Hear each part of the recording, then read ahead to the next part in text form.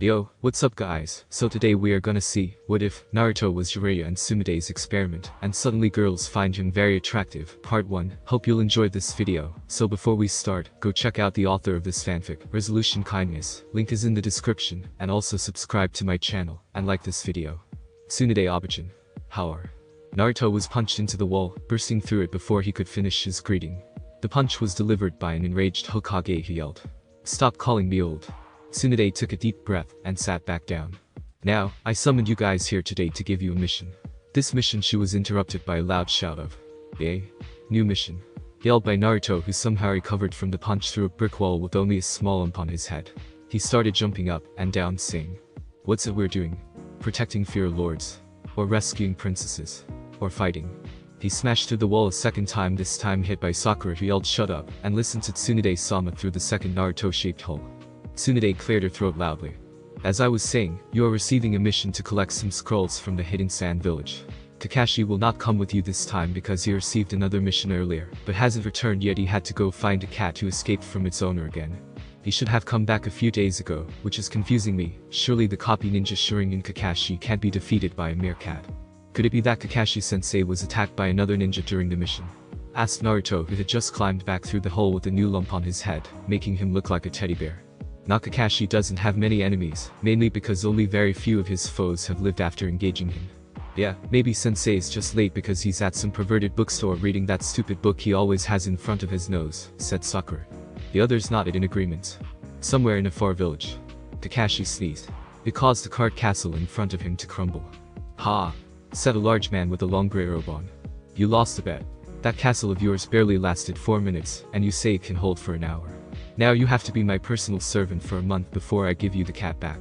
Kakashi closed his uncovered eyes, and thought hard. "If I stay for a month, I'll miss the second Ichigo Paradise movie. If I escape, I'll fail the mission, and lose my honor at the same time. Which should I choose? Ichigo Paradise or my honor, as a shinobi?" He made up his mind quite quickly. He opened his eyes, and spoke to the man. "I'm sorry, but I cannot miss the second Ichigo Paradise movie, so I'm afraid that I'll have to escape." He prepared to leave, but then he saw the wide grin on the man's face. "I knew you would try to worm your way out if you lost, so I took away your books while you were busy building the card castle." "What?" Kakashi grabbed his bag and turned it upside down. Lots of kunai, food, and an assortment of other things came out, but one vital thing was missing. "No? My special edition of Ichigo Paradise Part V. The power of porn is gone." He turned towards the man slowly in fury, uncovering his right eye in the process. "You have taken my Ichigo Paradise Part V. The power of porn, and now I will kill you," he said coldly, and started going through hand seals. "Chidori!" he screamed, as his right hand glowed from the power of a chakra focused on it. He started to charge at the man, who stumbled backwards in fear. The man quickly took a TV remote from the table, and turned the set in the room on. He pointed at the small television while he stuttered. "Wait. If I die, then your book is destroyed also." The TV showed Kakashi's book hanging over a large cooking pot which was filled with acid-like liquid.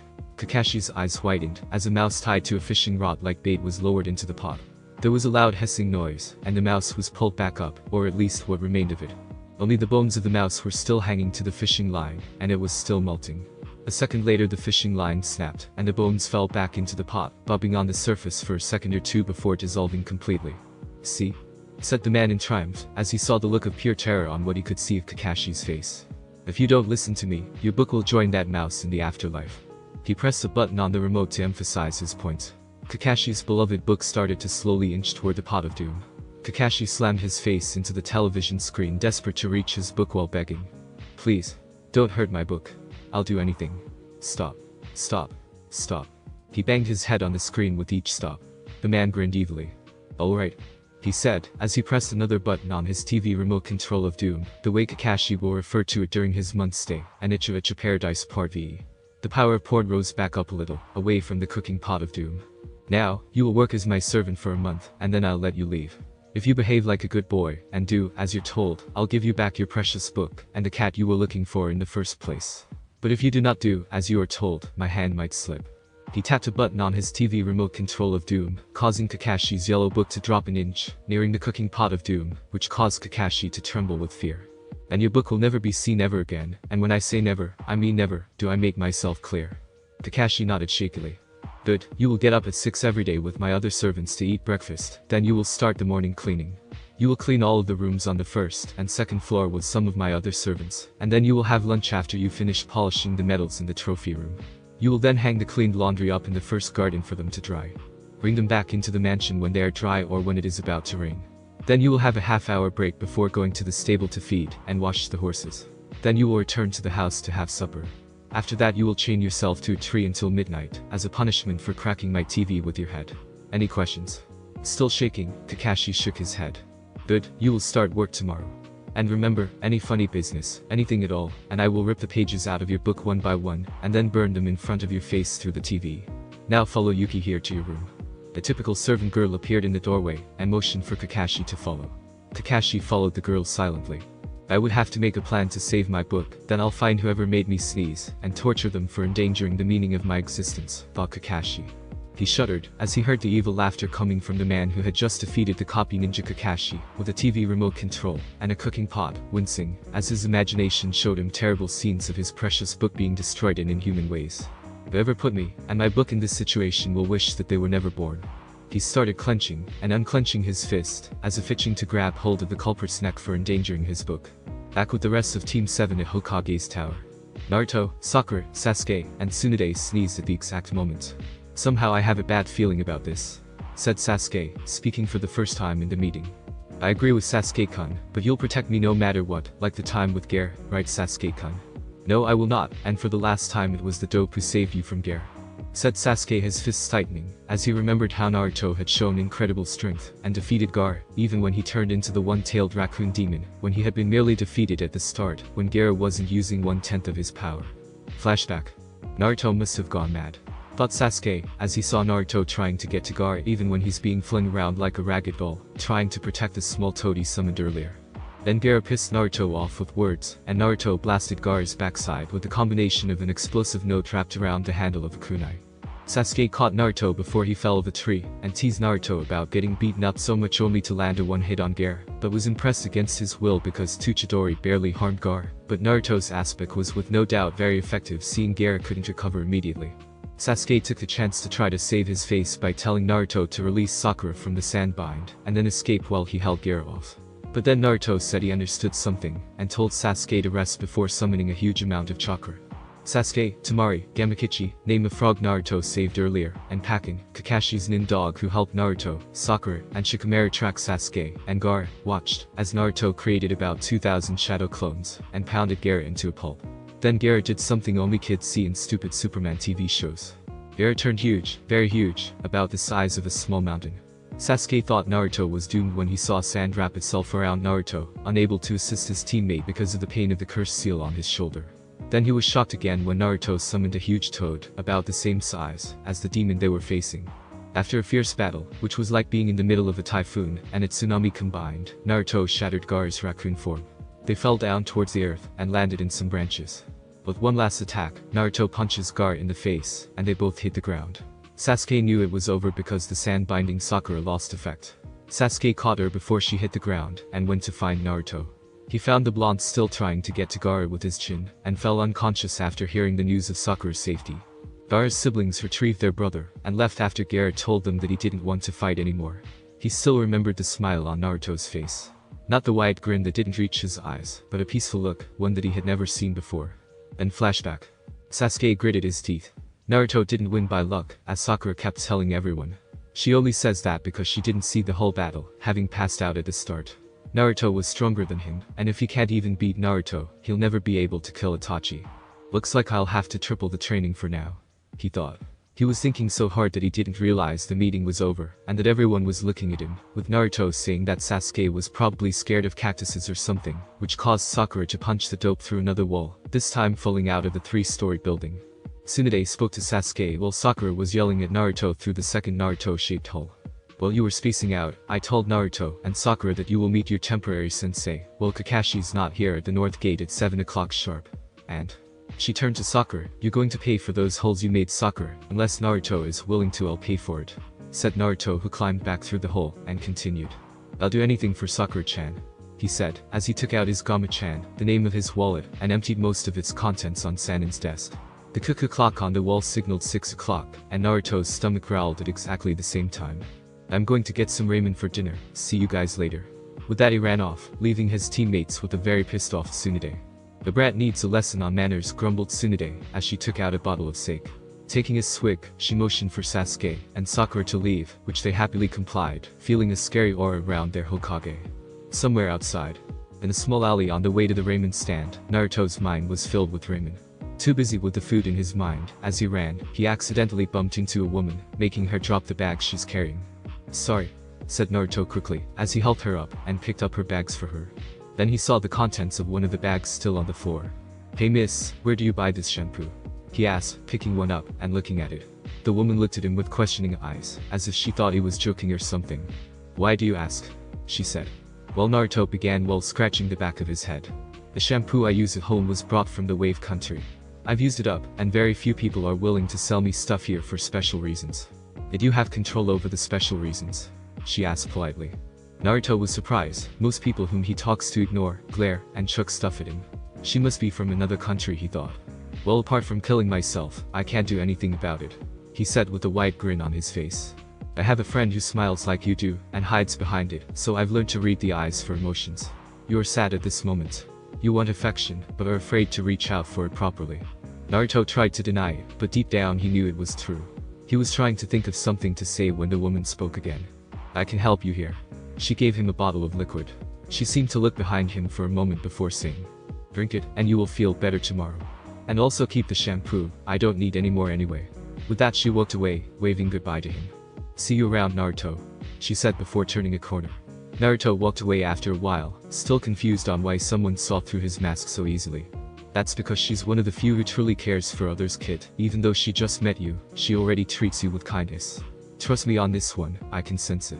"I didn't ask your opinion, you foxy, go back to sleep." "Sure, but drink that stuff she gave you." "Are you sure it's safe?" thought Naruto. "If someone who cares for you poisons you, then you don't have much to live for anyway," replied the demon before falling asleep again. Naruto sighed and started back to his crappy apartment, forgetting about dinner completely. 5 minutes later he opened his door and put down the bag of shampoo on a chair. Deciding to try the new stuff out, he decided to take a shower before going to bed. Naruto finished his shower quickly and flopped onto his bed. He grabbed the bottle the woman gave him and downed the contents, feeling the cool liquid sliding down his throat. He immediately felt drowsy, and the last thing that came to his head was, how does she know my name? Before sleep took him to La La Land. Somewhere outside the village, the same woman Naruto met earlier walked up to a large man with long white hair, who was sitting at a bench near a large tree where the whole village could be seen. "Are you sure that he'll be okay with the experiment of yours?" she asked the man. "Of course he will. He'll get lots of the attention he wants, and if it causes trouble, call it revenge for knocking me out of the tree I was researching near the bathhouse, and almost killing me," he said, wincing at the memory of his poor self being pummeling by a riot of women. "I know very well that you were peeping on women, not researching the trees, you pervert," she said icily. The white-haired man grinned. "That's where you're wrong, I'm not a pervert," he said. The woman looked a bit angry. "If you're not a pervert, what are you, a saint?" "No," the man said. "I am." He paused dramatically, closing his eyes and posing. "I am." He opened his eyes suddenly. "I am a super pervert," he shouted at night while pointing at a random guy style. The woman's sweat dropped and her eyes started twitching. "And you lectured me about the 3 forbidden things of shinobi yesterday. You get drunk a lot, you waste money, and now I confirm that you are an old fart who is a pervert, but unless I am mistaken, you are still single. Shame on you, pervert. Anyway, keep an eye on Naruto for me, will you? I'm leaving for a while to check on someone." She turned to look at the man, only to see him crouched under a tree looking depressed, poking the tree while muttering, still a virgin, sighing. The woman left Jiraiya to brood about his failed love life. Chirping birds which always seem to like annoying sleeping people who are lazy. This morning, Naruto fell victim to the chirping sound and got up sleepily before falling off the bed with an ouch. He checked his clock which was hanging on the shabby wall of his tiny apartment. It read 6 a.m. The blonde lazily got out a cup of instant ramen from under his bed and went to the bathroom with a kettle. He turned on the tap of the shower and poured some into the kettle. He went back to his only other room. Yes, Naruto's crappy apartment only has one room and a bathroom. And stuck the plug of the kettle into the only energy source, apart from the light bulb hanging on a line up on the cracked ceiling. He yawned loudly, and soon the kettle started to whistle, signaling that the water was ready. He pulled back the paper between him and his meal and poured some water into the cup. The ramen-addicted boy waited for an agonizing 3 minutes and then started to eat his most favorite food in the world. After he finished all of it, he disposed of the rubbish, which was to the back of his bed, and then checked the clock again. It read 6 a.m. "That's strange," muttered Naruto. Last time I checked it was a look which rivaled Kakashi when he saw his book over the cooking pot of doom, through the TV of doom, appeared on the dope's face, when he realized what had happened. The clock had stopped working. Crap. I'll be late for the meeting, cried Naruto, as he flopped down on his stomach, and grabbed his orange jumpsuit from under his bed. Naruto doesn't have a cupboard, so he stuffs most of his things under his bed, including an infamous yellow book which has an R on the back, and some blood on the pages which were caused by the nosebleeds of a growing boar. And he tied his forehead protector around his head carelessly, he'll regret that later, and dashed out of his door grabbing his kunai holster in the process. He locked his door, and almost flew towards the direction of the north gate. In the streets of Konoha. Tenten was bored. She was bored of watching Lee punching logs, bored of Niji ignoring her, and bored of Guy-sensei's talks of youth.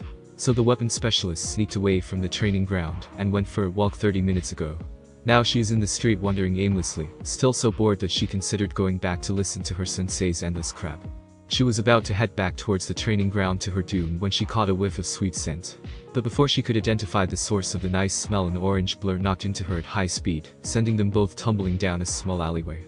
Luckily for them, there were some fluffy blankets stacked in the space, so the two landed onto the blankets unharmed. But unfortunately, for them they got tangled into the blankets, and after struggling for a while, the female finally broke free, and tumbled onto the ground. Tenten looked at the boys still stuck inside the torn blankets, the reason they were dumped in the alleyway in the first place. His head was still stuck inside the blanket so she couldn't see his face, but the orange jumpsuit seemed oddly familiar. "Naruto? Is it you?" asked the weapon girl. "Yes, it's me," said Naruto, still struggling to get out from the pile of sheets which imprisoned him. Tenten sighed. "Still, as stupid as ever. And sexy too, huh? Where the hell did that come from?" She shook her head blushing, trying to rid her mind of a sudden image of Naruto grabbing her forcefully, pushing her onto a bed, and she hit herself on the head with a big pink rubber hammer, to stop her mind from going further in her sudden perverted thoughts. She took out a kunai, and started hacking at the blanket that Naruto was entangled in. A few seconds later Naruto was freed, and sitting on the floor. "What were you thinking running so fast?" she asked, still a bit red in the face, crossing her arms standing over Naruto. "Darn, I've been around Niji too much, I think he is starting to rub off on me. I wish Naruto would start rubbing me though. Stop thinking about stuff like that." She was cringing in an effort to not think about Naruto, which was hard considering she did like him in a way since he beat Niji in the Chunin exams way back. "Sorry, I was late for a meeting with my team," he said standing up, but couldn't finish because his legs snagged the huge pile of blankets, and he fell onto Tenten, pushing her to the ground, and dragging a huge pile of mangled blankets onto the two of them. Tenten groaned at the sudden weight placed on her. "Get off me, Naruto," yelled Tenten angrily, but inside her heart was racing. "A boy's on top of me, and he's so cute. I want to kiss that cute face." She breathed in the sweet smell of Naruto's hair, making her slightly lightheaded, but before she could form some kind of plan girls do when in a situation where a cute guy is on top of you with his body pressed into you, Naruto started squirming, trying to get the blankets off him, and Tenten. He tried to hoist himself on his elbows, but only succeeded in grinding his body against Tenten. Tenten blushed at the sudden feeling of Naruto's well-toned body grinding against her, and moved even quicker while blushing because Tenten's sweet voice, and the feeling of her body rubbing against him, was turning him on, and he needed to get to the north gate as soon as possible, or Sakura would literally try to kill him for being late like Kakashi. But unfortunately for him, the faster he moved, trying to shift the blankets of the two of them. She thought as she should tell Naruto to stop moving, and try to plant something when she caught another dose of that nice smell, when her face was pressed into Naruto's shoulder when he managed to bend up a little. The smell seemed to enhance her senses, and make her hormones go haywire. She finally gave in to the extreme pleasure she was experiencing at the moment, and stopped trying to think on how to get Naruto off her. Instead she was thinking about how to make Naruto forget about wherever he was going to go, and how to invite him to go with her instead. She giggled madly while blushing a deep shade of red, as the perverted part of her mind sent her very perverted images of Naruto, doing so many naughty things to her, which would make any non-gay guy kill their own family, to be a certain blonde demon container. Naruto was panicking. Not only was he stuck under a huge pile of blankets down a narrow alleyway alone with a girl, he was becoming more late by the second, and for every extra second he was late, the chances of being murdered by an enraged Sakura increased dramatically. He stopped moving, and closed his eyes, trying to focus his mind, which was made very hard for him at the moment, because Tenten automatically whined at the sudden stop of movement, and mumbled stuff like more, and didn't stop moving, which was distracting him greatly. His thoughts wandered off to how cute Tenten was, and how soft her big mounts pressing against his chest were. Crap. I'm starting to think like Hiro-Senin and Kakashi-sensei. Must focus, he thought, trying his best to control his hand, which was inching slowly towards the girl's chest. A large cage with a seal appeared in his mind. Focus on what, kid? On getting out or on getting your hands on the girl Zupai? Came the voice of Kyuubi, who was woken up by Naruto's loud thoughts. On her brain, I mean on getting off of her, of course. I'm going to be late for the meeting, and Sakura-chan will kill me for that, he said to the fox through the bars of his cage. But you're already late anyway, it makes no difference if you turn up even later, because you'll get beat up by Pinky anyway. So why not have some fun first? Oh come on, it's not like you don't want it, and by the looks of it, the slut likes it too, because she just muttered that you shouldn't leave stuff half done. Don't call her slut, she's called Tenten. She's too cute and nice to be a slut, hear that you oversized furball. He shouted at the fox through the bars of the large cage. You must like the girl a lot to stand up to the great nine-tailed demon Kyuubi for her. Interesting that you finally have given up on Pinky and moved on, said Kyuubi. Shut up you football. I don't like Tenten. I might like her, but I still don't like her. Naruto blabbered, blushing red like a tomato. And who says I don't like Sakura-chan anymore? He asked. The fox heart dropped.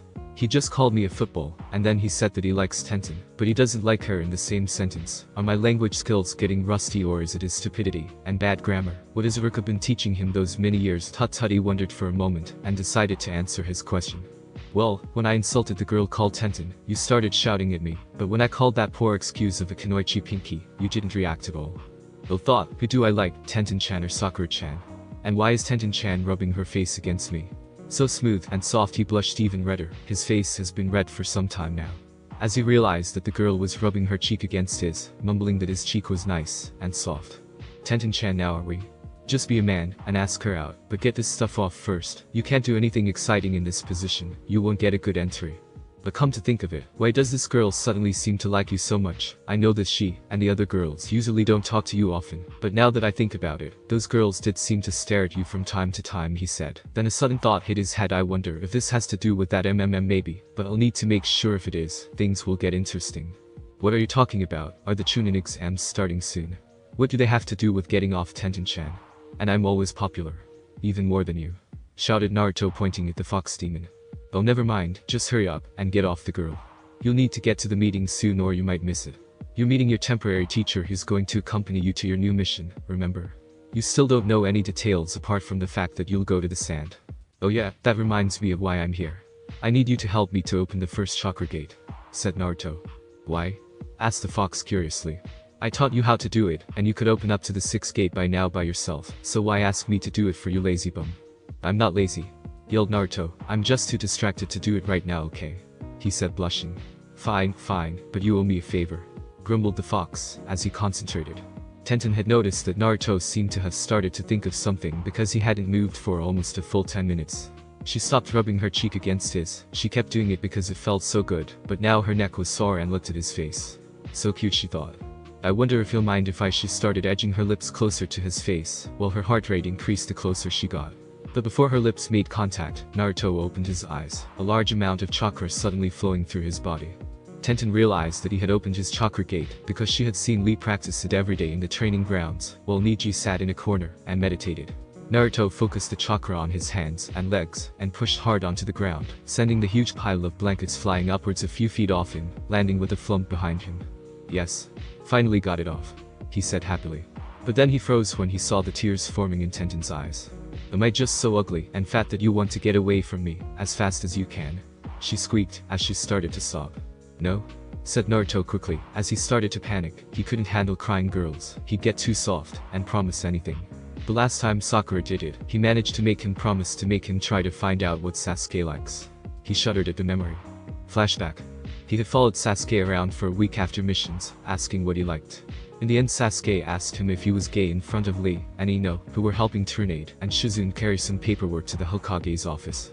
Ino dropped the papers at once and ran off to tell Sasuke's fangirls that Naruto was trying to steal Sasuke. Lee too had dropped his papers and started running around in circles, screaming that Sasuke had brain damage and couldn't pick apart Naruto and Guy. He misheard gay for Guy and ended up tripping over Topton and hit a lamppost, blacking out. Shizune started picking up the paperwork, grumbling about irresponsible kids, and Tsunade ran towards Naruto, grabbed him by the collar of his orange jumpsuit, and dragged him to the hospital to check his sexuality with a special test that consisted of showing him pages of adult magazines and reading out parts of Icha Paradise to him to see how he reacted. After passing out with severe blood loss, Tsunade had confirmed that he was not gay, and Shizune carried him back home giggling. He had to evade half of the female teens in the village for a month, until Tsunade took pity on him and told them about the test, skipping the parts about what it included. After the girls thought their Sasuke-kun wasn't endangered by Naruto, they stopped hunting him and left him alone. Then flashback. He didn't want to experience something like that ever again, so he needed to be careful, but Tenten's teary face was melting his barrier of will like fire to ice.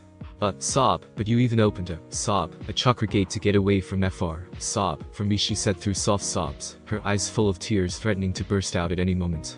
And no, stuttered Naruto, seeing her crying made him feel bad. I wanted to get off you quickly so I won't squash your beautiful body, and you're so cute, not ugly at all, said Naruto quickly, trying to cheer her up before he did any other stupid things. Really? Asked Tenten, looking at Naruto with watery eyes. Of course, said Naruto hurriedly. In fact, since you're so cute, I'll treat you to some ice cream tomorrow evening, Tenten-chan. He said the first idea of how to cheer her up came to his mind. Eh? Tenten suddenly cried, flinging her arms around Naruto's neck, pulling him into a tight hug, her attitude doing a 180-degree turn. I love ice cream. Thank you so much, Naruto-kun. She kissed him on the cheek happily, making Naruto blush. A second later she realized what she had just done, and blushed too. She quickly released her hold on his neck, and ran away quickly, shouting see you tomorrow at the ice cream stand, Naruto-kun. Back at him. Naruto touched the spot Tenten kissed, dazed. Then he remembered about the meeting at the north gate, and started to hurry towards it. But he hadn't gone 2 paces when he heard Sakura shout oi. Naruto. He stopped running to see Sakura running towards him. Oh hi Sakura-chan. He said, I was just him, bonk. Sakura had just reached him, and hit him on the head hard with the same pink rubber hammer Tenten used earlier. Why were you late, you baka? She yelled, chucking the rubber hammer aside, and hooking her arm around Naruto's neck, trying to strangle him. When you weren't there after an hour we thought something had happened to you, and split up to find you. And now I find you perfectly okay, and hey, you smell nice, she commented, stopping her attempt of murder when a nice smell which reminded her of fresh flowers caught her nose. She breathed it in deeply, enjoying the scent. Then she realized that she had her face very close to Naruto's, way too close. She immediately let go of him, a blush creeping up her face. You were too late, so our temporary sensei postponed the meeting to tomorrow morning at the same place, so don't be late this time, or I'll kill you for sure. She walked off quickly. After turning a corner, she stopped and took a deep calming breath, thinking, why does Naruto seem so mature and sexy today? Naruto can't be sexy, I mean he's kinda cute, but not that sexy new. I'm going mad. She started banging her head against a brick wall, shattering it. Ops better go before someone finds out, she muttered before leaving. Back with Naruto. Can't believe I'm still alive. This must be my lucky day. First I met Tenten-chan, and got to see her tomorrow, and then Sakura-chan didn't kill me for being late. Yeah. I'm going to celebrate with a large bowl of ramen. He thought happily, running to Ichiraku ramen, failing to notice the blush that was on his teammate's face when she left. Better not make being late a habit though, I might not be so lucky next time. Then I'll be like Kakashi-sensei. He thought, as he jumped onto the rooftops. Look, Kakashi. Kakashi sneezed, spraying spit through his face mask onto the expensive vase he was cleaning on the second floor. At first nothing seemed to happen, but then the vase started glowing a mysterious color. Then a blue genie with a small black beard came out, much like the one in Aladdin, yawning widely. You have summoned the blue genie of the vase. I will grant you 3 wishes, so speak up, what do you want? Said the genie in a surprisingly girly voice. Without so much as a thought, Kakashi said. I wish to know your gender. You know. What are you? Male or female? Both. The genie replied calmly, giggling girlishly at the shocked look on Kakashi's face. What do you mean? What do you have, a beep and a beep, huh? What the beep is with the beeping sound? He asked no one in particular. You're using words that aren't suitable for kids to hear, so I filtered them out with the magic button. He held out a black plastic box with a red button on top. If you want to say those words, say them in a more formal phrase. What the beep? I don't know the formal word for sexual organs. Oh, beep it. He cursed that beeping sound, and took out a paper bag, and started talking to the girlish genie again. You mean that you have a— he pulled out a sausage. And he pulled out a jam donut, and continued at the same time. Of course I do, I'm a genius. Genies eat sausages, and jam donuts to live.h. He pulled out a stack of sausages from his vase, and took a bite out of one. But what's that got to do with my gender? Asked the genie through a mouthful of sausage, spraying Kakashi with food. No? Shouted Kakashi. I mean, do you have to wait a second? Kakashi stormed off, and after exactly 1 second, dragged a confused Yuki into the room, who was trimming a large plant with a huge pair of scissors just outside. I'm asking you if you have this. He pulled down his pants, pointing at a spot below his waist. And thus ignoring Yuki's stares, he grabbed the hem of her dress, pulled it up, ripped, swinging her white knickers, and pointed between her legs, at the same time. Yes, that's a problem. asked the genie, looking puzzled, as Yuki stopped trying to murder Kakashi's screaming pervert. To stare at the genie with her mouth open.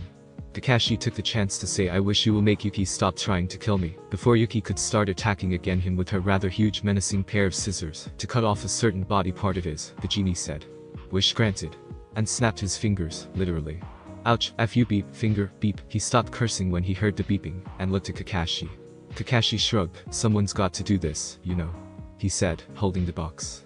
But then it was knocked out of his hands when Yuki smashed into him, hugging him tightly. Kakashi-kun. Why is your deep beep? The genie had quickly picked up the box, and pressed the button on time, sticking out. "Do you want me to play with you? I'll do anything for you, Kakashi-kun." She tried to pin him down, but Kakashi dodged, pulling his pants back up, while shouting what the beep is going on. To the genie. "Well," said the genie calmly, "you wish for Yuki to stop killing you. For that she will have to love you to overcome the urge to kill you. But since I am a genie of love, or rather sex, I got carried away, and overdid it a bit, so she not only loves you, but also lusts for your body too. Then make her not lust for my body then. I must save my first time for Anko-chan," shouted Kakashi while pushing Yuki off him, who had successfully pinned him to the floor, and started ripping off his clothes, and tossing them aside. "This is your third wish then?" asked the genie, preparing to grant it. "Yes," shouted Kakashi, pushing Yuki's head away from his private area. The genie flicked his fingers this time, and Yuki stopped trying to give Kakashi you know what. She suddenly dashed from the room. Phew, that was really how he started, but didn't continue because Yuki had run back in, wearing very revealing clothing, and dragging a metal chair with chains, and all sorts of S&M equipment stacked on top. She swiftly grabbed Kakashi, and chained him to the chair, making it impossible to use her escape. "What's going on?" shouted a terrified Kakashi to the genie. "Well," said the genie, scratching his or her head, "they say that love is the most powerful force in the world. I say sexy women with S&M personalities are the true rulers on this earth, so it seems that I have flipped her switch, and created an unstoppable monster." He looked at the scene in front of him, and was slightly annoyed that no one was listening to his confusing crap.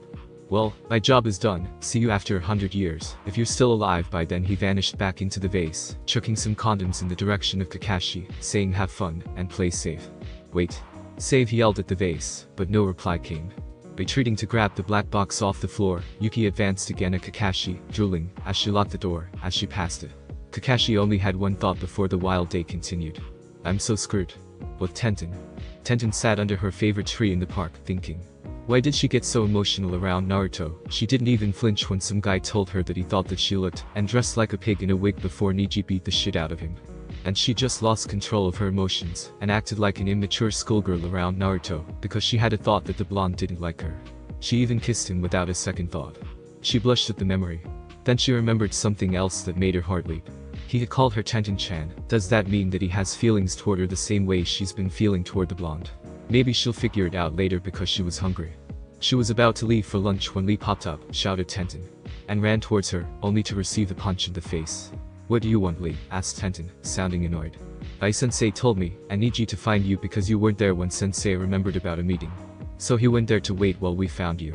Then after an hour of trying to find you later, Sensei comes again, and tells me to tell you to meet him somewhere at the North Gate tomorrow morning to discuss a new mission." He said all in one breath. "Okay, see you tomorrow then, Lee, bye," was all she said, and she vanished at a quick speed. Soon she was cooking ramen for lunch at her house, thinking, I wonder what the mission will be, hope it won't be too long, or I'll miss ice cream with Naruto-kun. At the Ichiraku ramen stand, Naruto was thinking about the similar thing while slurping down ramen, not noticing that the cook's daughter Army was drooling it in with hearts in her eyes for some reason. Jiraiya grinned widely, as he watched Naruto in the shadows with a telescope, and started scribbling madly, as he watched Naruto crash into Tenten, and tumbled into an alleyway. "Yes," he said aloud, as he watched Naruto and Tenten struggle to get the blankets off them. He then quickly used it to eavesdrop on them. When Tenten got out and started to cut the blankets off Naruto, the super pervert summoned a small frog and gave it some orders. The frog used some thin string to tie Naruto's foot to some of the blankets, and backed off when Naruto tried to stand up. His leg tugged onto the blankets. He stumbled into Tenten while pulling the huge pile of blankets, with some help from Jiraiya, who used his chakra to give the blankets a push from behind. Back onto him and Tenten. Jiraiya then started giggling madly and drooling as he heard Tenten's loud moans. His grin widened even more when he heard her mutter stuff like "don't stop" and more. "It's working better than I expected. You should be thankful I used you as my test subject," Naruto thought Jiraiya as he put away his telescope. He dispelled his eavesdropping and cancelled his summoned frog, which had gotten stuck in the blankets when Naruto threw the pile off himself and Tenten. Jiraiya quickly left to discuss the results of the experiment with his partner in crime. with Kakashi. In the evening, Kakashi put his clothes back on, wincing, as the clothing passed the places where Yuki had whipped him. He glanced back at Yuki, who was currently sleeping on the floor with her arms around a Kakashi-shaped doll. When she had unchained him from the chair to continue their fun after 2 hours of sexual torture, Kakashi had been whipped, burned, sucked, groped, and many other crazy stuff only Jiraiya could think of. Then she tied him to the bed in the room. Kakashi was worn out from the S&Ming, and didn't have the strength to resist, and climbed on top of him, completely naked.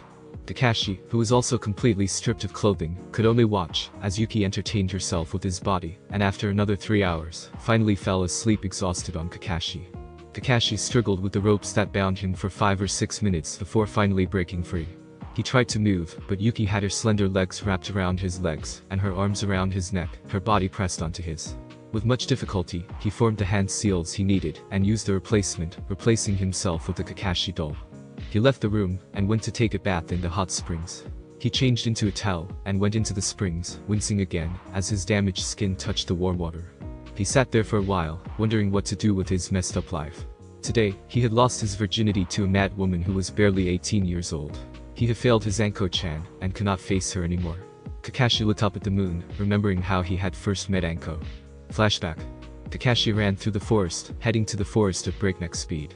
He had just finished training on how to perfect his Chidori, and was now rushing towards Konoha's lone cinema to watch the first Ichigo Paradise motion picture. He had waited for 3 weeks to watch the movie. He had waited in front of the cinema for 3 days, just so he could be the first one to buy a ticket. He had bought the one in the first row, and used half of his salary to buy the special edition of Ichigo Paradise Volume 1, which had extra scenes and chapters, including illustrations of the inspiration which had caused the amazing author to write this masterpiece. It was strange since he thought he had seen those naked women somewhere before, but couldn't remember where, until he saw a group of them entering the bathhouse he was passing. He shrugged it off, and entered the cinema. It was there, in the seat next to him was Anko, who was watching the screen with extreme concentration while sucking on a piece of dango. She had the most beautiful eyes he had ever seen, which was filled with the same kind of innocence that only Naruto had. Even when she watched the most exciting part of the show, she didn't have any reaction when the whole group in the cinema, including Kakashi, fell to the floor unconscious from extreme blood loss. When it was over, she got up and looked around the cinema, seeing everyone lying on the ground or hanging off their chairs. Then Kakashi stirred, mumbling something that caught Anko's interest. She carried Kakashi out of the cinema, and laid him on a bench in the park. She woke him up by stroking a sensitive area, and giggled at the sudden yelp of Kakashi. Kakashi shuddered when he saw who had woken him up. Anko was famous for her temper and behavior. She was very childish and dangerous at the same time, which was not good, because the combination would make it a bomb waiting to blow up when somebody pressed the wrong button. He was thinking of how to escape when Anko said, "Why were you lying on the floor with blood running down your nose?" She said, giggling. "Well," said Kakashi slowly, he needed to choose his words carefully, because he wanted to live long enough to see the next season of Ichigo Paradise. "It's because the movie is very good, so exciting that I had a nosebleed," he said uncertainly. "Really?" she asked. It seemed boring, it didn't even have any interesting stuff in it. The most boring thing was the fact that the main character had blonde hair and blue eyes like the fourth. "What?" said Kakashi disbelievingly. "What about the sex scenes? Surely you came to watch this movie because you want to see the magnificent novel in motion," he said. "Not really," said Anko. "I just bought the wrong ticket and watched this because I was bored, and those scenes aren't that good anyway. Those positions are mostly impossible. I will prove it to you someday," she said. Kakashi was so shocked that she didn't like the masterpiece of Jiraiya's work. He took out his special edition of Ichigo Paradise Volume 1, and shoved it in front of her face at the page of illustrations. "Hey," said Anko, looking at the pictures closely, "the illustrator sucks. Mimizupai are way bigger, and Neko's skin is not that dark. Whoever did this sucks at it, he should change jobs." Kakashi was stunned. Anko was talking about sexual stuff like it was food or drinks, not even a tiny hint of embarrassment in her voice, and on her face. That was when Kakashi realized that she was the girl he wanted, a girl who wouldn't kick him in the balls or burn his books whenever he read his books. "But the scenes, they're fantastic. Don't you want to be held like that? Well, a sexy man gave you the time of your life, like in the movie," said Kakashi. "Yeah, I do," said Anko, "but that crap in the movie sucks so much that I'll die of boredom. I'll prove that the technique the main character uses will have you moaning for more," shouted Kakashi, who couldn't stand people who insult Ichigo Paradise, like Guy for example. "Like you can," Anko shouted back, annoyed. "I bet you that the next movie is even crapper, and if it is better than this one, I'll become your personal slave, and do all that crap you call exciting in that crappy movie with you." "You're on," shouted Kakashi. "If I lose, I'll never read a porn novel ever again, not like I'll ever lose to you."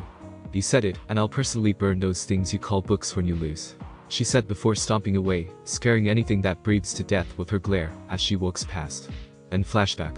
Kakashi sighed heavily. It was then when he started turning up late for everything. He went to the memorial stone to visit Obito every day, not to grieve, but to ask him advice on how to sort out his feelings. He was in love, and he was troubled. He could kill enemies in a blink of an eye, and has copied more than 1,000, but he can't handle his love life, and just lost his virginity to a mad girl who loves him because he wished for it. He had sat in the spring for so long that he was getting a bit dizzy, so he got out, and went back to his sleeping quarters to rest. He would deal with the sex-loving Yuki tomorrow, and then think about what to do. At the Hokage's tower. So is the experiment successful? Asked Tsunade, her hands on her desk, and looking interested in her companion. Very successful, tsunade, said Jiraiya, grinning. The washing materials we gave him are working very well. In fact, it's much more effective than I imagined. I think it has to do with something about Naruto. He seems to have some sort of charm or something that arouses girls. I bet he'll become the target of many girls after a few days. But said Tsunade, grinning. Naruto is going to be fun to watch these days. I haven't seen stuff this interesting since Naruto accidentally flew over onto Shizune in the bathtub through the window where she was bathing by a punch from Sakura for peeping on her in the hot springs when he had misread the sign. I think Shizune has had a crush on him ever since, because according to her, he is quite well built for a boy his age. What? Shizune is into younger boys? Said Jiraiya, surprised. Oh come on, she's only about 19 years old. She was 7 when I found her in a destroyed village 12 years ago, said Tsunade. And Naruto is 15 years old. Anyway, he needs some fun. He nearly died the time he dragged Sasuke back from Orochimaru with 2 holes in his chest, and the sword of Chaitai sticking out of his right arm. Barely anyone knew that it was Naruto who dragged Sasuke back. They all think that Sasuke came back on his own accord. She clenched her hand angrily thinking about the unfairness of Naruto's life. Anyway, said Jiraiya. I still don't know why Naruto didn't just kill Sasuke when they fought. I mean, if Naruto killed him, he could have left before Orochimaru turned up. Orochimaru was armless at that time, but still very dangerous. Makes me wonder how he survived. It's for some promise he made to Sakura, said Tsunade. He promised her that he will bring Sasuke back alive, and he never breaks his promises, even if it costs him his life. If Naruto hadn't found out how to destroy the cursed seal, I would have killed Sasuke anyway. How's Team 7 working right now anyway? Asked Jiraiya. Well, they're working okay, but Sakura is still ogling Sasuke. She even thinks Sasuke came back on his own accord even when Naruto was in the hospital for 3 bloody weeks to recover from 2 chitters, deadly poison, and that F-number and King's sword Orochimaru uses. Shizune had to strap him to the bed and watch him 24/7 to keep him from escaping. Said Tsunade. Not that she didn't enjoy being the one to wash Naruto. She added with a small smirk. I never thought I would see the day when Naruto begged Shizune not to give him ramen, but after you eat the hospital meals, dog poop will seem like a feast. She laughed at the memory of Naruto begging Shizune not to feed him the horrible stuff in the bowl, and Shizune had managed to convince him to eat it by threatening to tell Gaara that he saw Temari naked in the hot springs a few times. He asked Jiraiya, looking surprised. Apparently Naruto was finding certain a white-haired faggot to train him when he saw Temari in the hot springs. The time Gaara came to ask for a team to help deliver scrolls a month ago when they arrived, remember? The mission was supposed to start today, but Naruto was late for the meeting, which was because of our little experiment, right? Asked Tsunade. Jiraiya nodded. The mission starts tomorrow now, so it won't be too bad, he replied. You might want to send an extra person too because the bandits are increasing around the borders, and Guy's team is more specialized in spying and information gathering. Even with Naruto the super idiot on the team, it's still very risky against that big group of people. So I think it is best if we sign a medic nin on the team, in case anyone gets hurt. Don't trust Sakura to be the medic, she'll just think of Sasuke the whole mission. I think I know the perfect choice. Tsunade and Shizune walked into the room with some letters for her to read. What choice, Tsunade-sama? She asked curiously, as she set the letters onto the desk. Shizune, I am putting you on a mission to the Hidden Sand Village with your crew, Clear's throat, I mean with Naruto's team, and Team Guy. You will meet them at the North Gate at 7 o'clock to leave, Clear. Okay. Shizune said nervously, but inside she was celebrating. I'm going on a mission with Naruto-kun. Hurry. Some of her inner feelings must have shown on her face because Tsunade and Jiraiya were grinning evilly at her. What? Do I stink or something? She asked, a bit unnerved to see Tsunade-sama and Jiraiya-sama looking at her in a creepy manner. Oh, nothing much, have fun at the mission. They said at the same time, emphasizing the word fun while still looking at her in that creepy way. Okay, Shizune said unsurely. I think that I will go and pack for the mission tomorrow, bye. She left the room quickly, eager to get away from the two Sanin's creepy gaze. How much do you bet that Shizune rapes Naruto during the mission because he is so handsome and sexy? said Tsunade, grinning widely. Nothing, said Jiraiya. I bet that all the girls that Naruto meets during the mission will try to molest him. He's already seduced Tenten, oink. I mean Tenten unknowingly this morning, said Jiraiya happily. And Sakura caught a small blast too, but she's too stupid to notice Naruto anyway. She's blind to everything except Sasuke. Tsunade said grimly. Naruto will become a woman's dream when I complete the experiment.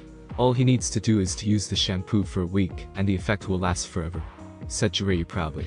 Then he will be the happiest man on earth, with better looks than the fourth, and the heart of all put together, which he was born with. And I will become the greatest pervert in history to create the legend of an idiot who wins all the hearts of the girls in Konoha, and creates a utopia with love and sex. He laughed crazily, and was bonked on the head by Tsunade, who was holding a familiar pink hammer. Wake up, Naruto won't create a utopia yet because he hasn't become yet, and he is not old enough to have sex too, she said casually. Though he is already very big down there, she added, as an afterthought. And you call me a pervert, muttering Jiraiya only to receive another whack on the head by the hammer again. The conversation continued for a while about Naruto's stupidity, while the rest of Konoha rested in peace, at least most of the village. At Naruto's crappy apartment, Naruto sneezed again for the 100th time that night. He sat up looking at his fixed clock. It read 12 o'clock. Darn, who on earth is talking about me late at night? Maybe it's Kakashi-sensei or someone. He flopped back onto his bed, snoring loudly, not noticing the young woman sitting at his table packing his things for him. Silly idiot, the young woman said softly, as she cleared away the rubbish under his bed, and took his clothes out to wash them for him. She noticed the yellow book, and took it out, reading the cover with the moonlight. Icha Paradise Part V. The power of porn was visible on the cover. She looked at the innocent-looking boy, who was drooling, muttering stuff like ramen and ice cream. She sighed, and put the book back into the box, and put the box back under his bed. Kakashi-san and Jiraiya-sama are starting to affect you, Naruto-kun, Shizune said softly while looking at his cute face, wanting nothing more than to kiss it. She leaned closer to Naruto, getting closer to his face. She breathed in the scent of Naruto's hair, and started getting dirty ideas. Their soft lips almost made contact with Naruto's when Naruto rolled over, falling off the bed with an ouch. Shizune's apartment. Shizune reappeared in front of her table, breathing deeply while blushing like mad. That was close, she murmured to herself, as she sat down on her bed, thinking about what gave her those perverted thoughts. She took out a book from under her pillow, and looked at the cover. Maybe I should stop reading these books anymore. I think that they are making me think inappropriately, she said to herself, and tossed the book onto her table. She stripped herself, and slid under her covers since it was mid-July, and was too hot for clothes in her opinion. She drifted off to sleep, mumbling how Kakashi sets bad examples for the people around him. A weak ray of moonlight shone over the yellow book, and you could just make out the words Icha Paradise. At Naruto's crappy apartment, Naruto got back onto his bed sleepily, looking around for the shadow he saw. That's strange, I swear I saw someone leaning over me. He looked at his table to see his bag packed, and his weapons and clothes cleaned. What happened, he murmured before slumping back on his bed. Stupid Kakashi-sensei saying people who break into your house are thieves. But I don't lock my door anyway. He fell asleep again, mumbling about mask-wearing perverts. But Kakashi sneezed, and woke up from his usual nightmare consisting of cooking pots and TV remotes, but this time with Yuki chasing him around holding a whip and a red-hot choker, trying to capture him. He tried to get up, but Yuki was on top of him sleeping. He sighed, and closed his eyes, wondering how the hell did I get into this mess. Yuki tightened her hold on Kakashi, and drooled onto his shirt. Kakashi fell asleep, thinking if he would survive tomorrow without being raped or killed, back into the nightmares of his doom. Naruto's newly bought alarm clock went off. The sound sent the birds flying away, and the people living in the next building. Nobody wants to live in the same building as Naruto, so they all moved at least 1 block away from him to wake up. The sound lasted for 3 whole minutes, but Naruto still slept soundly, until the alarm clock fell off the table next to his bed, and hit the floor with a smash. The sleepy blonde finally got up when a battery hit him on the forehead, and lazily went to the bathroom. He washed his face, and brushed his teeth. He then took a shower, with the stuff Jiraiya mentioned. After that he went back to the only other room in his apartment, and changed into the fresh clothes on his table, his orange jumpsuit, and looked under his bed for some food, but after looking for a while he found nothing. Sighing, he pulled his wallet out from under his pillow, and looked at the contents inside it. He had enough for 2 bowls of ramen, the rest would be used for other purposes.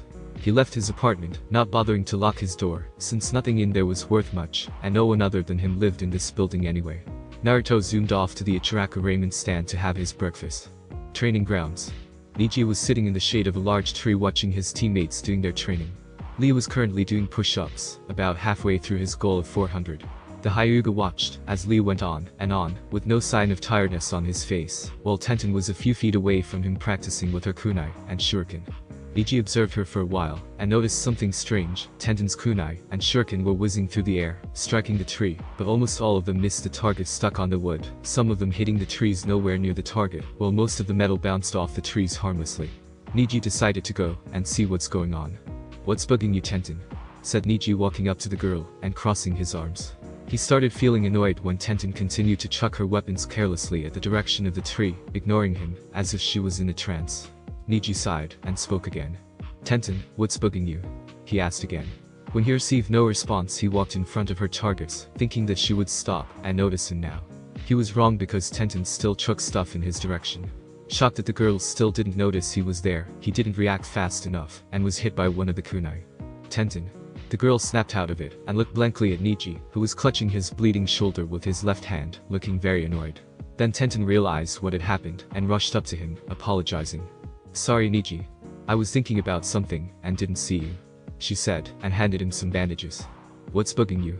asked Niji for the third time while cleaning his wound with some strange white stuff. He glared at Tenten, who blushed a bit and replied, "Nothing important." "Yeah, and that unimportant thing distracted you so much you hit your own teammate with a kunai," said Niji sarcastically. He finished cleaning the wound and wrapped bandages around it, tying the knot carefully. "So, what happened? You missed the meeting yesterday and turned up today looking like someone who saw Lee naked in the shower." Tenten, who had zoomed away again, only caught the words "saw Lee naked in the shower." "What? You saw Lee naked in the shower?" she asked, surprised, making Niji extremely annoyed. "No, I didn't see Lee naked in the shower, and I was asking you why you are so distracted today." Tenten was about to answer when Lee walked up to them, having finished his push-ups. "What are you two talking about?"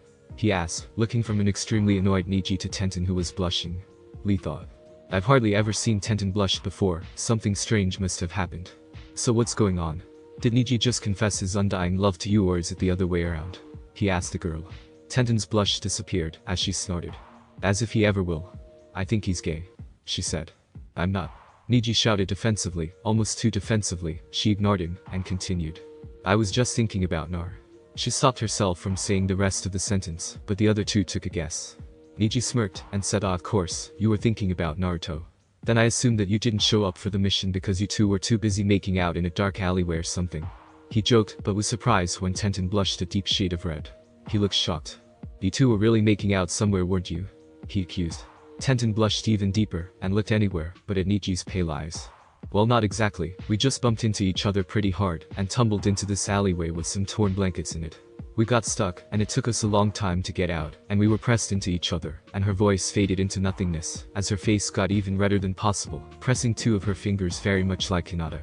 Niji was about to ask her why she liked the idiot Naruto and not him when Guy appeared in a puff of smoke, standing on a large red turtle, doing a pose with his teeth gleaming. "Good morning, my dear pupils. Today is the day we go on a mission to the sand, and we shall complete the mission with our flames of youth with our other teammates," he shouted, doing a second pose, his teeth gleaming again. "Gai-sensei, you are so hip," shouted Lee, tears streaming down his eyes, hugging his sensei. "Lee?" Kai shouted back, tears streaming down his eyes too, hugging his pupil back. The scene behind them turned into a view of the sunset. "Gai-sensei." Niji frowned. "Lee?" Niji's scowl became more pronounced. "Gai-sensei." Niji started twitching. "Lee?" Niji started radiating an uncomfortable aura. "Gai-sensei." Niji activated his Byakugan. "Lee?" Niji prepared to strike the duo with kunai. Tenten, who noticed the danger signs, in other words Niji who is preparing to attack, quickly intervened before Niji could attempt murder. She stepped between her sensei and Niji, holding a certain large pink hammer in her hands. Stepped up to Guy and Lee, raising the hammer. Then, she started whacking the pair of them, shouting, "Stop acting so gay for once, we need to go to meet our other teammates for the mission." The two green beasts of Konoha stopped their hugging for a moment, looking at Tenten, who had the large pink hammer propped on her shoulder, frowning at them. Then, to Tenten's horror, they burst into tears of joy again, once again locking in a bear hug, Guy shouting, "Tenten is so youthful. Our team is blessed with youthful members." "Yes, Guy-sensei," Lee shouted. Scene changed to a waterfall. "Lee? Guy-sensei? Lee? Guy-sensei? Lee? Guy-sensei?" Niji, who had finally snapped and started chucking his weapons at Guy and Lee, shouting, "We need to get to the north gate to meet our teammates for the mission, you gay asses." Guy and Lee looked shocked at the fact that Niji had actually shouted, chucking stuff at them too. All of them missed because Niji was too pissed off to aim. They stared at the Hyuga for a while before, once again bursting into tears. This time Lee shouted, "Niji is so hip. He too is also burning with the flames of youth." He shouted, hugging his sensei again. "Our team is blessed with youthful members," Kai shouted before breaking the hug. "To celebrate our youthfulness, Tenten and Niji, please put these on." He held out 2 green spandex suits. Tenten and Niji looked truly horrified and started backing off, Tenten holding up her pink hammer in defense. Said Niji, looking around for the best escape route. Tenten continued the sentence for him. "I think we should get going, the others are waiting for us," she said before turning around. She started running to the north gate with Niji desperate to get away from the 2 maniacs behind them.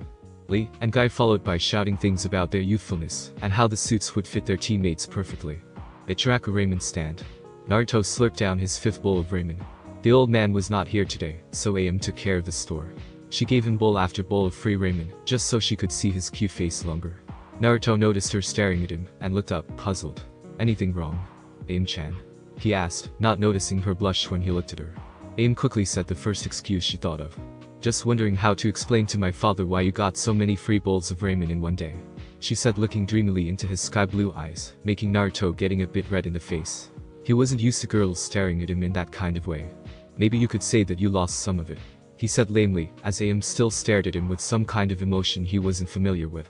"But that would be a lot of trouble," the girl said, a sudden idea forming in her mind. "I guess I could pay for you," she said amidst the smile forming on her face. "But I would want something in return." "Sure," said Naruto. "What would you like?" he asked. "A date," she replied, smiling sweetly at him. Naruto, who was taking a sip of water, choked on it. He looked up at the smiling girl, blushing. AM giggled at his confused look. "So when do I get my date, Naruto-kun?" she asked happily. "Maybe sometime after my mission. It lasts for about a month," he said unsteadily. AM looked disappointed. "You mean I will have to wait for a whole month without seeing you?" she said. "Sorry, but I promise once I get back I'll take you somewhere great," said Naruto quickly, not wanting to see the girl sad. "Okay," said AM, looking slightly happier, "but I will have to take something of yours so you don't forget," she said. "Okay, what do you want to take?" asked Naruto. The girl smiled mischievously again. "Lean forward, Naruto-kun, and close your eyes," she said. Naruto panicked. "She's going to take my forehead protector," he thought, as he did what he was told and leaned forward towards her, closing his eyes. Then he felt her hands lifting his face, and then suddenly her soft lips were pressed against his, surprising him. After a full 10 seconds, he felt her lips leave his, and he opened his eyes to see him, looking very pleased with a heavy blush on her face. "There," she said happily.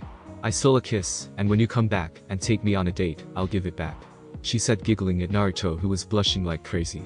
"You should go to meet your teammates for the mission, you know," she stated when he didn't do anything apart from blushing and staring.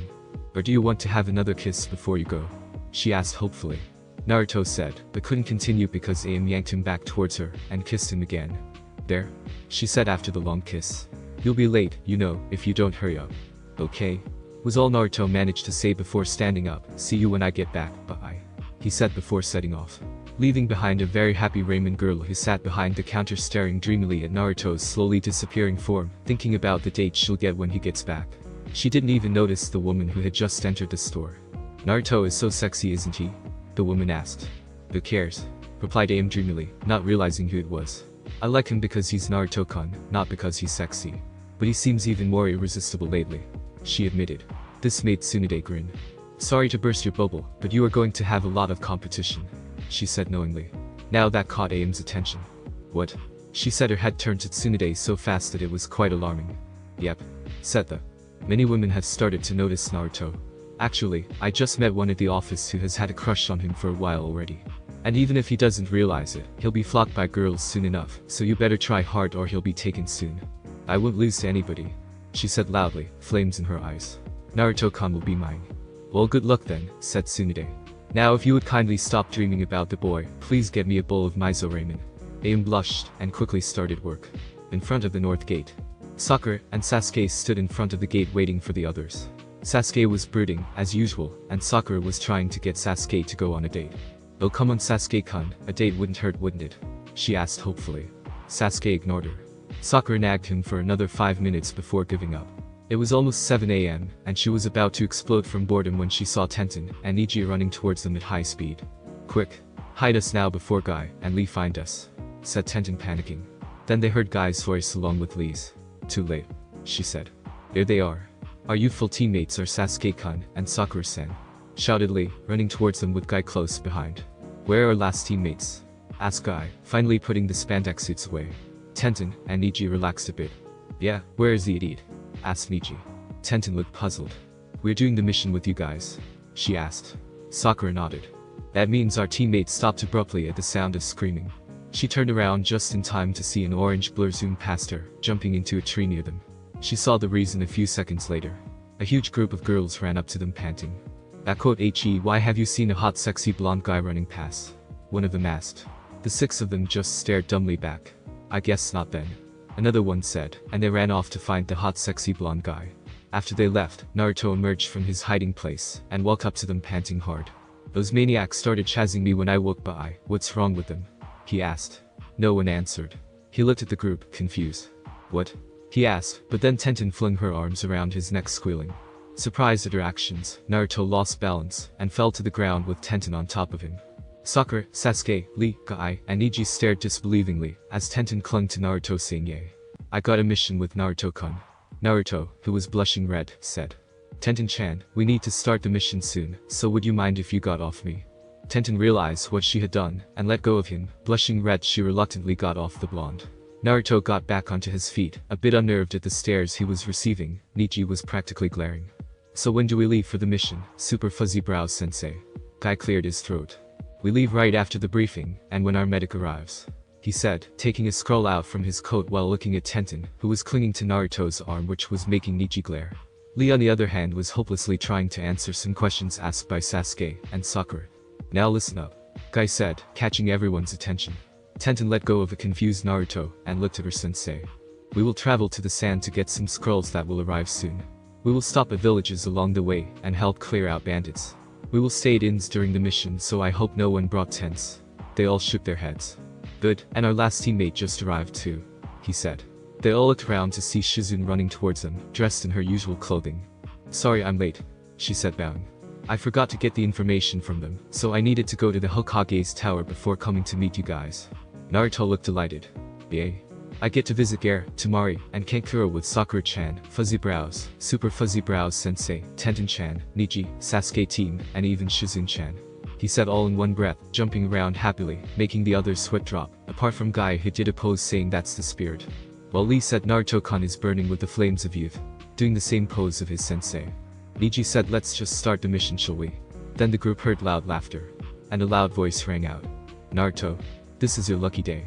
I, the legendary ninja of Konoha, shall accompany you on your mission. With a loud puff of smoke a figure appeared in front of them. Slowly the smoke cleared, revealing. Naruto, this is your lucky day. I, the legendary ninja of Konoha, shall accompany you on your mission. With a loud puff of smoke a figure appeared in front of them. Slowly the smoke cleared, revealing a white-haired ninja wearing some weird costume, standing on a large frog. Everybody apart from Naruto gasped when they saw the figure now standing in front of them. Tenten shouted, oh my god. Are you Jiraiya-sama of the legendary 3 of Konoha? In the flesh. The man replied, grinning. Every Chunin apart from Sakura gathered around the figure looking at him with wide eyes, but Naruto said, what are you doing here, Konohamaru, Mogi, Yuden? Everyone turned to him, but when no one answered his question, he pointed at Jiraiya saying Konohamaru, Iro-senin is taller than that. And you got his forehead protector wrong. Yuden and Mogi, the frog you're impersonating is way fatter, and the necklace is purple, not pink. He accused.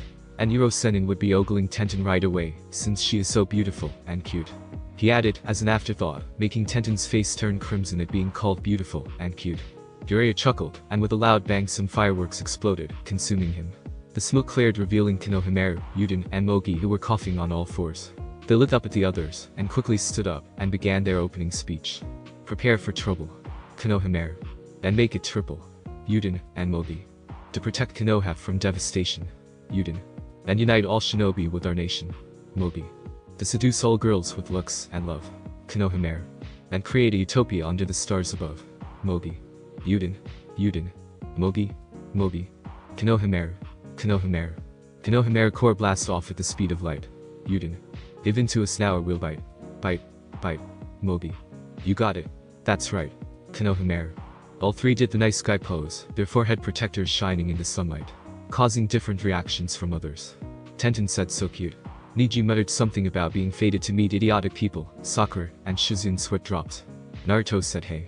When did you change the speech? and lastly, Guy and Lee burst into tears, Guy saying our comrades are so youthful. He said, hugging Lee. Sasuke didn't react at all. Guy-sensei. Lee shouted back, the scene turning into a green field with the sun rising slowly. Lee? Guy shouted back, ruining Konohamaru's pose because his hugging caused the third grandson to start vomiting at the hideous scene. Yuta knelt beside Konohamaru immediately shouting someone please save him. While Mogi took out a large wooden rocket launcher and started shooting massive bombs. Think about DK's cannon in Donkey Kong 64, and the bombs are from The Legend of Zelda and Guy and Lee's direction, screaming stop, stop, stop, repeatedly until she ran out of ammunition. Guy and Lee had to dance around to avoid being hit and stopped when they heard the clicking sound which meant no bombs left. They let out a breath of relief and Guy shouted at Lee. We survived the bombs of our youthful comrades. We are so youthful. Yes. We are so youthful, Guy-sensei. Lee shouted back, about to start hugging his sensei again, only to be knocked out by Mogi, who threw the wooden rocket launcher at him, which hit him on the head with a loud clunk. Lee? Guy shouted, what did you? His mid-sentence stopped due to the fact that Tenten had taken out the big pink hammer again, and struck him hard on the head, knocking him out too, making him land on top of Lee. Phew. I thought I was going to die here, said Konohamaru, who had stopped vomiting at last with some help from Yuden and Shizune. Naruto spoke up again. We should be leaving for the sand you know, but our team leader and one of our teammates are knocked out. So what now? He asked. Konohamaru grinned, replying. That's why we're here. We heard from Hokage-sama that Jiraiya-sama would be accompanying you on your mission, so we wanted to impersonate him to go on the mission with your boss. Right in the queue, there was another loud puff of smoke. When it cleared, Jiraiya could be seen standing on a real toad, and he began his speech. It was too stupid and long so I didn't type it actually. I don't know the English version of the speech, so I can't really type it. Right after his speech, he dispelled his toad and walked up to Tenten, saying hello miss, I would like you to be my model for my next novel, because your rack and your ass is very sexy. Smack from Naruto. Jiraiya was pulled away from a blushing Tenten by Naruto. After inspecting the lump on his head with a mirror, he turned to Naruto, stating so Naruto, I've heard that you have become very popular with the girls. Tenten and Shizune blushed at this, so I have decided to accompany you on your mission to teach you some tricks and skills that will be useful later on. Sasuke and Iji were jealous of Naruto for having a Sannin for a teacher, but Naruto was not happy, replying what? The last time you told me about teaching skills and tricks it was tying me to a pole and reading out your darn novel. I almost died from blood loss. It's not like you didn't read them afterwards. Yes, I know you read them, he said, answering Naruto's dumbfounded look. Those books are my best creation, so no doubt everyone here has read it. Everybody except Neji and Sasuke blushed furiously. We said in unison, we are purebloods, therefore don't read crappy porn novels. Then Draco Malfoy came out of nowhere and shouted at the pair of them, you two are not purebloods, you filth. Only the Malfoys are purebloods and are superior to all other humans.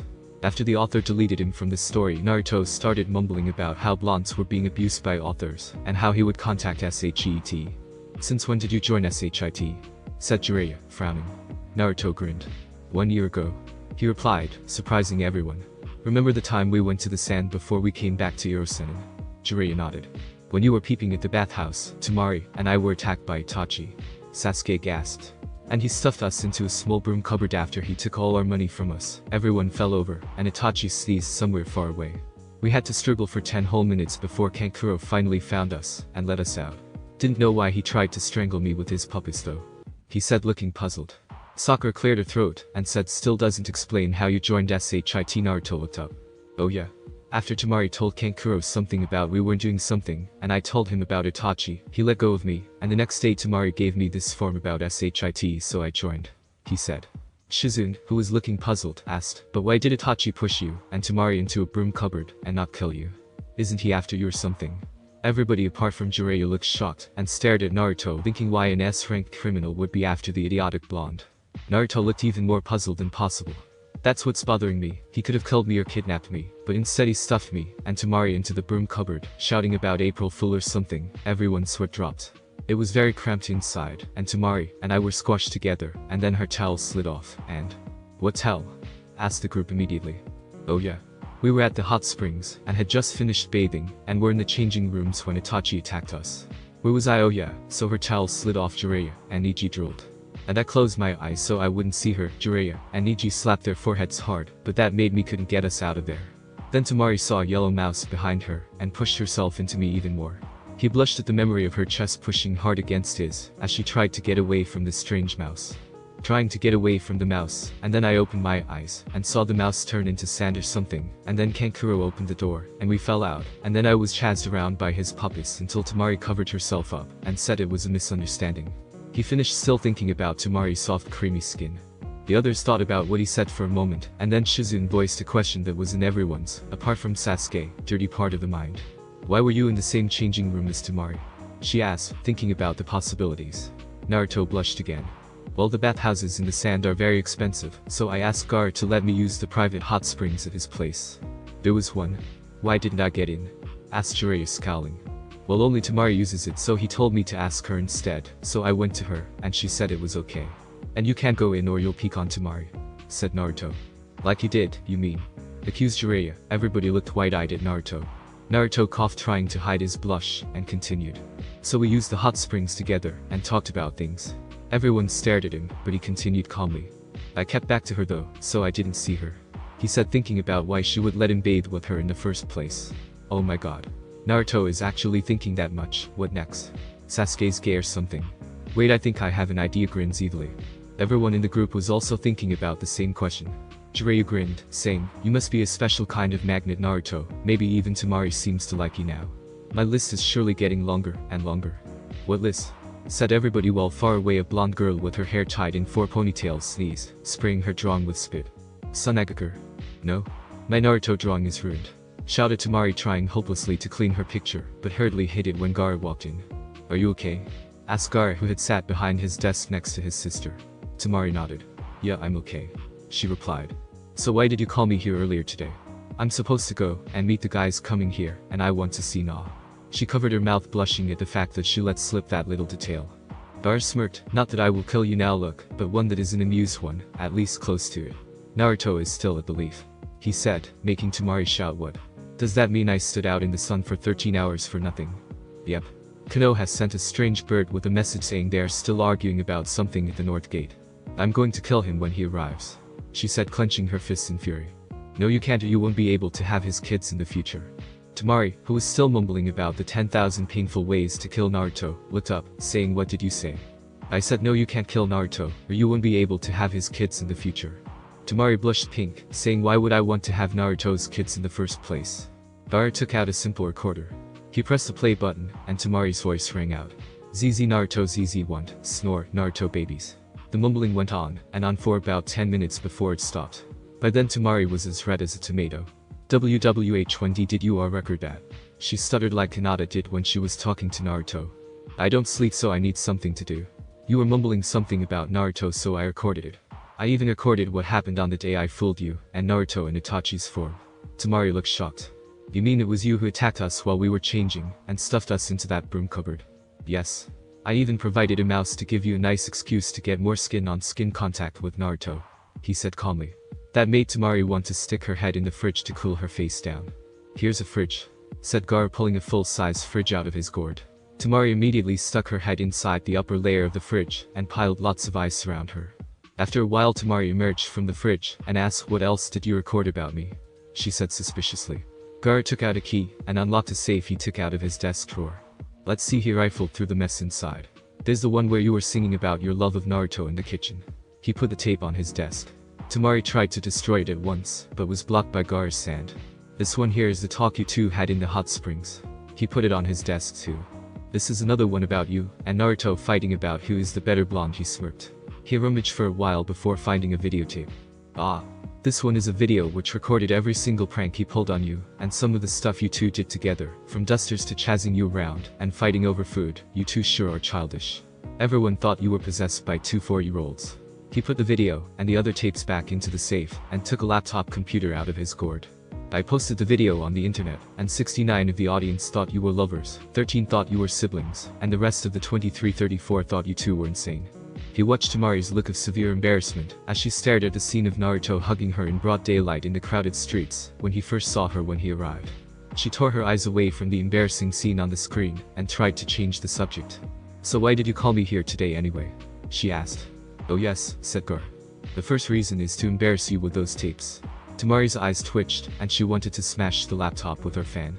And the second is to inform you that you will move to the Leaf with me and Kankuro permanently as ambassadors since I was fired by the council because I burned all my paperwork which needed to be handed in yesterday. You did? Temari ignored her. We leave as soon as Naruto's team arrives and take those scrolls of ours. Baki will take over, and when we get settled in, I'll help you see if Naruto likes you back. Temari shouted, I don't like him. Gaara nodded. No, you're obsessed with him and can't sleep without having dreams of him doing stuff to you. Temari blushed, saying if you ever tell Naruto that, I'll dye your gore pink permanently. I don't need to, because I am going to force Naruto to live with us, and he will stay in your room with you. What? Like my plan? Yes, I mean no, I don't like it. You're right. Back with Naruto and company. So what now? Asked Naruto, who had been talking with the group for 8 hours. They had knocked Guy and Lee out over and over again to stop them from interrupting their arguments. We have no choice but to postpone the mission again, said Niji. Yeah, so who is going to take Guy and Lee to the hospital? Asked Shizune. No one answered. Shizune sighed. Then we have no choice but to leave them here. I wonder where Kakashi-sensei is, said Naruto out of the blue.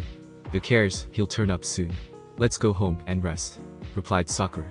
The others nodded, and they all left for some rest. But Kakashi? Kakashi was slumped in a corner sadly, thinking about why he didn't get more than 60 words in this chapter, until he heard a voice correct Kakashi-kun. And he started to run away, as fast as possible, but he was worn out from the day's events, and was soon dragged to the bedroom by a very energetic Yuki for another session of torture. Thanks for watching my video, and make sure to check out the author of this fanfic. Link is in the description. See you next time. Till then, sayonara.